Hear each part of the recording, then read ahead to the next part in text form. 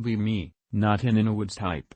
Get dragged along by a very woodsy friend on a hunting, camping trip. He'd be doing most of the hunting. I mostly agreed to go because if I did my boss would give me paid leave. We're out in the woods, and I'm mainly just sitting at camp. We camped near a river, and I'm just relaxing, enjoying the sounds of rushing water and the forest. Friend shouts out to me, tells me he needs me to follow him. Why? You have better eyes than I do, and I ain't missing another deer. Sigh and get up to follow him. His answer doesn't make sense to me looking back, but whatever. We are wandering aimlessly through the woods for a bit. It's getting very late, we decide to turn back and head to camp. Hear some rustling. Getting jumpy, friend tells me to calm down. We're almost back to camp when I notice something out in the distance.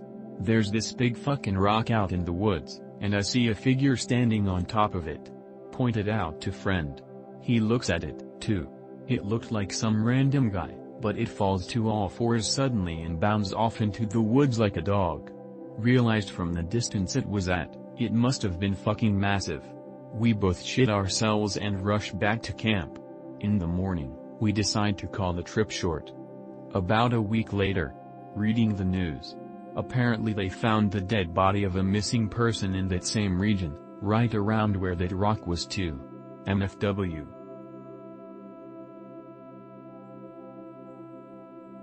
Be me. I'm not wearing a shirt, have long as heck hair, and I'm carrying a self-defense cane. Walking dog at 2 in morning. Walking an abandoned golf course close to my house. I do this a lot. It's full moon so easy walking. Reach about the center of golf course, this place is cleared for various reasons. My dog starts to go crazy. Let her off leash. Continue walking and daydream. After some time dog returns with softball in mouth. She's adamant that I take it from her, so I do. It's fuzzy and wet, the drool is surprisingly warm. Look at softball in moonlight. It's a beheaded cat head. Hand is covered in blood, fresh blood. Snap out of daydream and reassess situation. My dog wouldn't have killed this cat without me hearing. The cat's cut is clean. Look around me with new adrenaline eyes. I'm absolutely surrounded by dismembered cat heads. About 100. In the clearing there is some sort of altar made out of cardboard boxes and a dead cat on it. Everything turns gray as I realize I'm in some sort of mass ritual sacrifice of cats, that is probably still going on. My dog is growling at bushes 30-ish yards away. I wipe my hand on the grass and altar, put dog back on leash. Calmly walk away, but worried whoever did the sacrifice was still around. Be me. 600 miles into a road trip, in desperate need of a shower. Stop at a hot springs with naturally carbonated water rich in some specific minerals. Used by the local tribes for medicinal purposes. Front desk lady says it is safe to drink, you can take some in a bottle so it stays fizzy. Minimum rate is for 2 hours. Shower, then chill in the springs cause why not, I paid for 2 hours.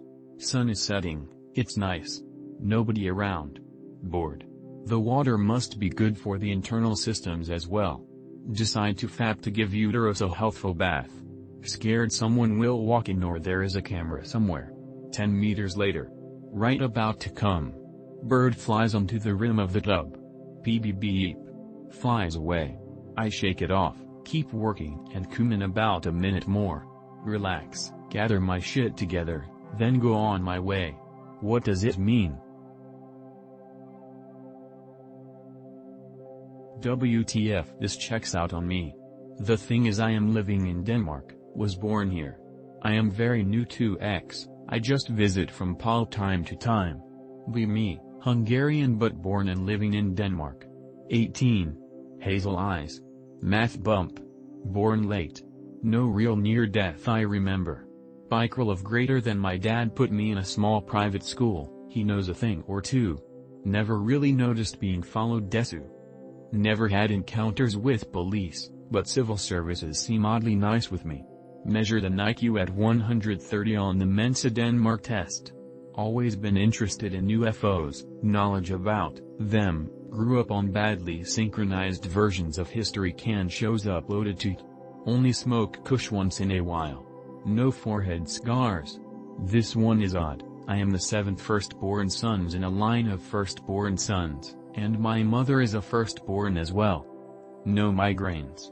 Far out, but I was messing around with a Khazar phenotype girl for half a year. Meme magic, not sure what this means, but yeah, I like him. Prophetic dreams all the fucking time. Hair is a story. I usually carry a knife around, 15 centimeters Browning flock knife.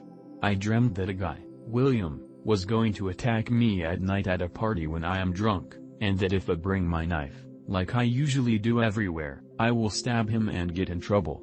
He attacked me after a round of vodka from the bottle. Luckily they didn't score real damage on me. Unreal intuition. The thing is, many things described as being physical or psychological traits of these gates are very similar to ancient Hungarian talismans, for lack of a better word. Be me. It's December 2014. 10 p.m., sitting in my room getting tired after a long day at work.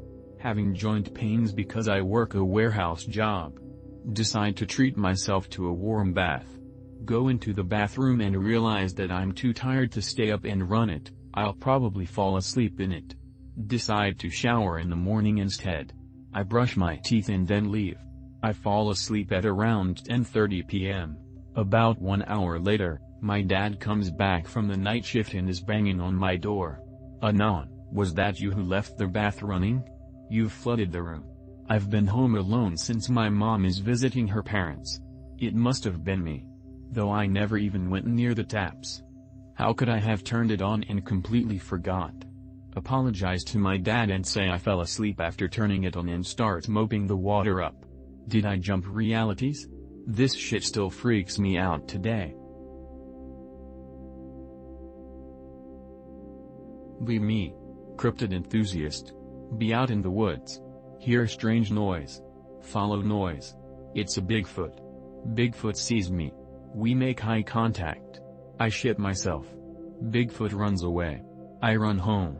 Tell my wife what happened. She doesn't believe me. Show her the shit in my pants. She still doesn't believe me. MFW. I want to talk about a personal experience I had years ago. From those who claim to know, I'd like your input on what happened here. Be me, young and circumstantially around many wealthy and powerful people, but not myself. With a son of one of these families, a person I believe to be very rational and seemingly down to earth.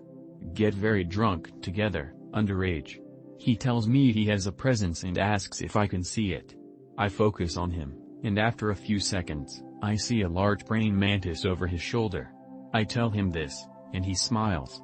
"You are more perceptive than I thought, Anon." I ask him if I have one, and do my best to project anything. His eyes go wide but he doesn't answer.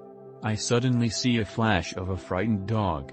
We sit for a while, taking this in, then wish each other good night. Never speak of it again.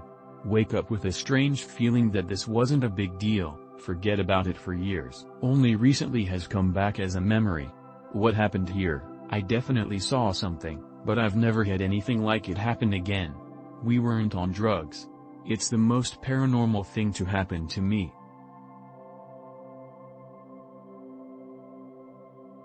I spoke last week of sigils.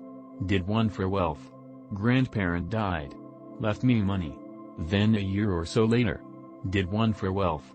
Other grandparent died in agony, this time of leukemia, which doctors never noticed. Left me money.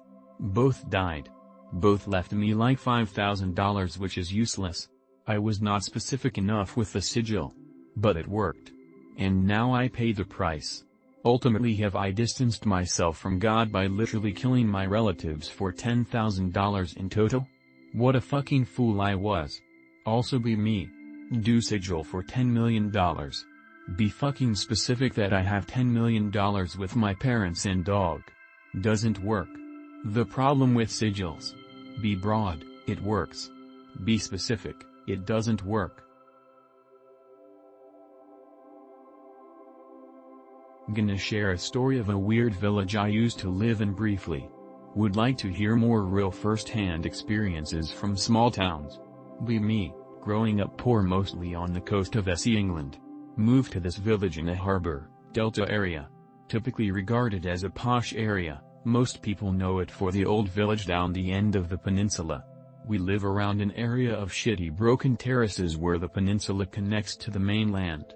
Sibling, Kay, and I often walk down along the peninsula, along the shoreline. Really nice mud flats at low tide and little inlets and stuff. Generally don't go to old villages much. Being poor, we don't like being around posh cunts much, but ever since we moved in, Kay has had a complete total aversion to interacting with locals there.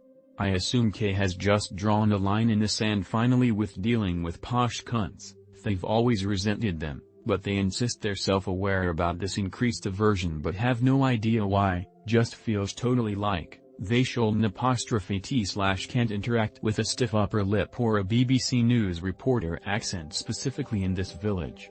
After a few years of walking together and solo, I've chatted to locals a bit more in the pub, cafe, and churchyard whenever I've ended up in old village. Not worth it. People have total dead energy and dead lives. I'm quite a humble person who enjoys the simple things, but even then, there's something particularly fucking dead about all the inhabitants of this village.